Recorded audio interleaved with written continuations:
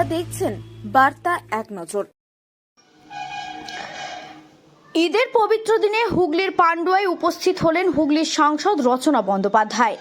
সকালেই ঈদের পবিত্র নামাজ পাঠের অনুষ্ঠানে তিনি যোগ দেন, যেখানে উপস্থিত ছিলেন পান্ডুয়ার বিধায়িকা রত্না দে নাগ, স্থানীয় তৃণমূল নেতা সঞ্জয় ঘোষ সহ অন্যান্য বিশিষ্ট ব্যক্তিবর্গ। ঈদের এই শুভক্ষণে সাংসদ রচনা বন্দ্যোপাধ্যায় সকলকে ভ্রাতৃত্ব ও সংহতির বার্তা দেন। নামাজের শেষে তিনি সকলের মঙ্গল কামনা করেন এবং ঐক্যের বার্তা তুলে ধরেন। তিনি বলেন, যেভাবে কলকাতার রোডে রোডে শৃঙ্খলাবদ্ধভাবে ঈদ উৎসব পালন হয়, সেইভাবে পান্ডুয়াতেও আজকের ঈদ উৎসব অত্যন্ত সুশৃঙ্খলভাবে উদযাপিত হচ্ছে। তিনি আরও জানান, গতবার প্রার্থী হিসেবে এলেও এবার সাংসদ হিসেবে পান্ডুয়ায় এসে তিনি আনন্দিত। পান্ডুয়ার মানুষ যেভাবে ভালোবাসা দিয়েছেন তার প্রতি কৃতজ্ঞতা প্রকাশ করেছেন। তিনি আশ্বাস দেন যে তিনি সর্বদা তাদের পাশে থাকবেন। বিরোধীদের নিয়ে কোনো মন্তব্য করতে চাননি সাংসদ রচনা বন্দ্যোপাধ্যায়, বরং ঈদের আনন্দকে সবার সঙ্গে ভাগ করে নেওয়ার আহ্বান জানান। হুগলি থেকে রাজেশ দেবনাথের রিপোর্ট, বার্তা এক নজর।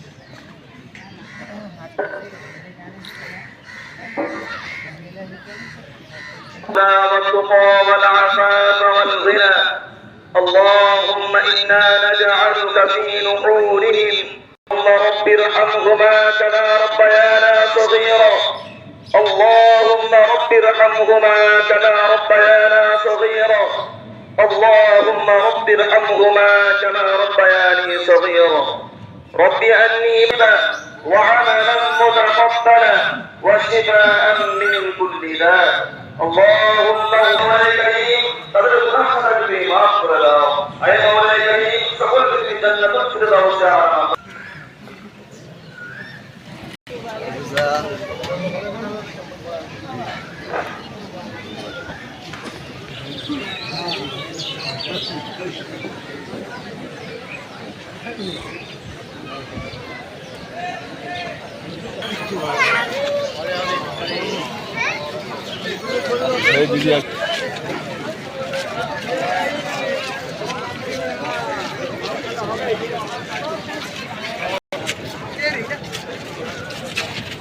क्या खड़ा हो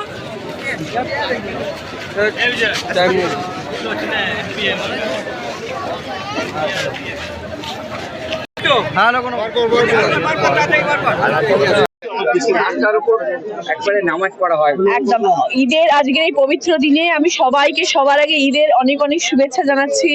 ঈদ মুবারক আপনাদের সবাইকে, যারা যারা এই মুহূর্তে আমার এই শো দেখছেন। আপনারা সবাই ভালো থাকুন, আপনারা সবাই সুস্থ থাকুন, আনন্দে থাকুন। ঈদ মুবারক আপনাদের সবাইকে। প্রত্যেক বছর ঈদে এখানে থাকি, মানে আগের বছরও ছিলাম, এবছর আবার এসেছি এবং আমার সবসময় ইচ্ছে থাকে যে ঈদের সময়টা আমি সবসময় পান্ডুয়াতে থাকি, কারণ আমার মনে হয় যে আমাদের রেড রোডে বিশাল বড় নামাজের একটা সেলিব্রেশন হয় প্রত্যেক বছর, আপনারা সবাই জানেন। তারপরে আমার মনে হয় সব থেকে বড় যেটা হয় সেটা বলতে আমাদের এই পান্ডুয়া লালবাজারে কালবাজারে হয়, কারণ এত সুন্দর মানুষের সমাগম এখানে এবং এত সুন্দরভাবে এই ঈদের উদযাপন করা হয়। আমি অভিভূত এবং আমার ভীষণ ভালো লাগে। আমি তাই জন্য সবার সাথে আছি, আজ সবাই আমার সাথে রয়েছেন এবং আমি ভীষণ খুশি আজকে এখানে আসতে পেরেছি। সকাল সকাল আমি চলে এসেছি আজকে, একদম কলকাতা থেকে অনেক সকালবেলা বেরিয়েছি আজকে এখানে যাতে সবার সাথে আমি ঈদ মানাতে পারি এবং ভীষণ ভীষণ খুশি লাগছে।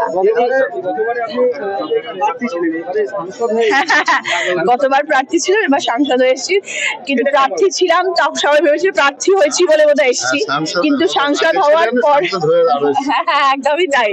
তো সাংসদ হওয়ার পরেও আমি সব মানুষের কাছে ভীষণ চিরকৃতজ্ঞ, কারণ পান্ডুয়ার মানুষ আমাকে ভালোবাসা দিয়েছেন এবং আমাকে পাশে ডেকে নিয়েছেন।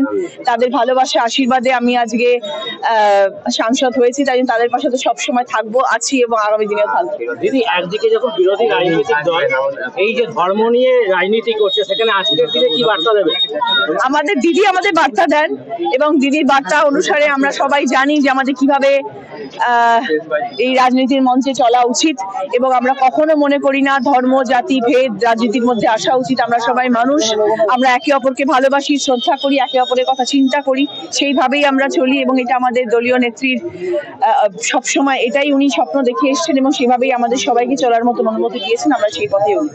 সেখানে মালদার ঘটনা ঠান্ডা হয়ে গেছিল, সেখানে সুকান্ত মজুমদার গিয়ে আবার সেখানে উত্তেজনা সৃষ্টি করা, কি বলবেন? আমি তাদের সম্বন্ধে কোনো রকম মন্তব্য করিনি, আগামী দিনে করবো না। যে যার নিজের দল নিয়ে রয়েছে, আমরা আমার দলের কথা ভাবি, আমরা জানি আমরা কি করছি, আমরা জানি দিদি কি করছেন, আমরা জানি আমরা পশ্চিমবাংলার জন্য কি কি কাজ করতে চলেছি আগামী দিনে এবং এখনো কি করছি। দিদি, বলছি যে আপনি তো বিভিন্ন সময় বিভিন্ন রকমের পোশাকে আপনাকে দেখা যায়, বিভিন্ন কালার দেখা যায়, আজকে স্পেশাল কালার, আজকে সাদা অফ হোয়াইট, আজকে পবিত্র দিন, ঈদের দিন, আজকে সাদা পরবো তো কবে পরবো। Thank you.